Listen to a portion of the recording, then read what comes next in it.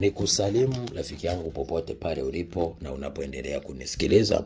Leo tuna topic inasema hawa watano ni watumishi wa uongo unaotakiwa kuwajua na kuwaepuka nyakati hizi za mwisho. Nataka usome neno kutoka kitabu cha Mathayo sura ile ya 17 mstari ule wa Mathayo sura ya 7 mstari wa 15 mpaka 23. Anakuambia jihadharini na manabii wa uongo, maana sasa wameongezeka. Lakini pia ukisoma kitabu cha Yohana wa kwanza sura ya 4 mstari wa kwanza anakuambia usiamini kila roho, zijaribu roho uone kama zimetoka kwa Mungu, maana manabii wa uongo wengi wameongezeka na walimu wa uongo pia wameongezeka. Sasa basi nataka tuangalie neno hili. Cha kwanza ambacho unatakiwa kujua, au walimu wa kwanza wa uongo au watumishi wa kwanza wa uongo ni wanafiki. Wanafiki utawaonaje? Utawajuaje? Utajuaje mtumishi fulani ni mnafiki? Nataka usome kitabu hiki cha Mathayo sura ya 7 mstari wa 15 mpaka 21. Maandiko yanasema jihadharini na manabii wa uongo, watu wanaoajiria wamevaa mavazi ya kondoo lakini kwa ndani ni mbwa mwitu wakali. Mtawatambua kwa matunda yao. Je, watu huchuma zabibu katika miiba au tini katika mibaruti? Vivyo hivyo kila mti mwema huzaa matunda mazuri na mti mwovu huzaa matunda mabaya. Mti mwema hauwezi kuzaa matunda mabaya, wala mti mwovu kuzaa matunda mazuri. Kila mti usiozaa tunda zuri hukatwa ukatupwa motoni. Ndipo saa mtawatambua kwa matunda yao. Na 21 anakuambia si kila mtu aniambiaye Bwana Bwana atakayeingia katika ufalme wa mbinguni, bali ni yeye afanyaye mapenzi ya Baba yangu aliye mbinguni. Kwa ili uweze kumtambua mtu wa kweli ni yule anayefanya matendo makuu ya Mungu na mapenzi ya Mungu, na utatambua kwa matunda yale ya Roho Mtakatifu. Wengi leo ni watumishi lakini ni wachoyo, waibaji, waongo, wadanganyifu. Hayo yote ni ishara ya wazi kwamba hao si waaminifu. Lakini wa pili ni charlatan. Charlatan ni watu wa aina gani? Ni watu wanaojidai kuwa wana imani, wanamtumikia Mungu na wanatumikia kanisa, kumbe wametumia njia ya kanisa kama njia ya kujipatia fedha. Kuna watu leo ni waongo, ni wadanganyifu na ni matapeli kwenye Injili. Wametumia kanisa kama mvuri wao wa kuwaibia watu na kujitajirisha na kutengeneza miradi mbalimbali kwa ajili ya kujaza matumbo yao na umaarufu wao.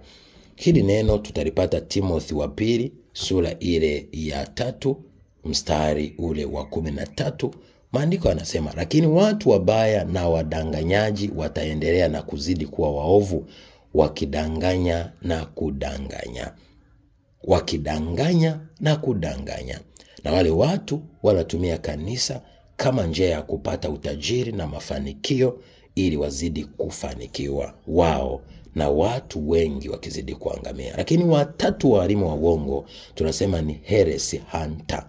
Ni watu wa majibizano wanaopinga ukweli kwa majadiliano. Nataka tuangalie Timothi wa pili sura ile ya 2 mstari ule wa 23. Maandiko yanasemaje? Walakini uyakatae maswali ya upuuzi, ya upumbavu yasiyo na elimu, ukijua ya kuwa huzaa magomvi. 24 anasema, tena haimpasi mtumwa wa Bwana kuwa mgomvi, bali kuwa mwanana kwa watu wote, awezaye kufundisha kwa uvumilivu, akiwaonya kwa upole wao washindanao naye, ili kama ikiwezekana Mungu awape kutubu na kuijua kweli, wapate tena fahamu zao na kutoka katika mtego wa Ibilisi, ambao hao wametegwa naye hata kufanya mapenzi yake. Kwa hiyo heresy hunter ni wale watumishi ambao sana sana ni majibizano, wao ni kupingana na kweli na wanapenda majadiliano. Kwa hiyo hao ni watu ambao unatakiwa adhari nao na ni watu hatari. Lakini 4 ni heresy. Heresy ni wanaokataa kweli, wanaoenda nje ya kweli. Tunajua kweli ya Mungu kwamba Yesu Kristo alikufa kwa ajili ya dhambi, alikuja kwa mfumo wa mwili hapa duniani, akaondoka katika utukufu.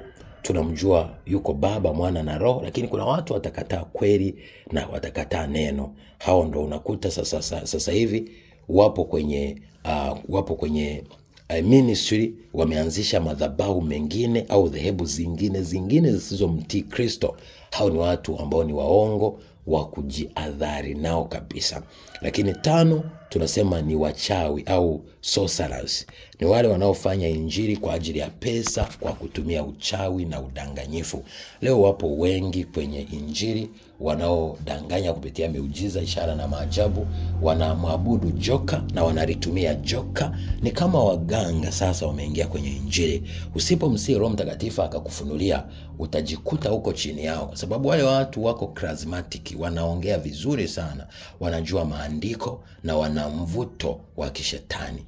Mamilioni ya watu wanaweza kuwakimbilia, lakini hawamwabudu Mungu. Sasa sisemi wale watu maarufu au watumishi maarufu huenda ni watumishi wa shetani, hapana.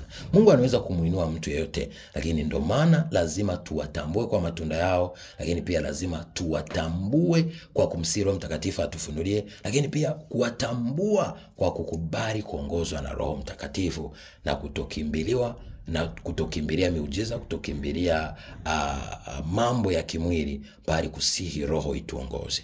Nawapenda. God bless you. Be a shining star in Jesus' name. Shalom.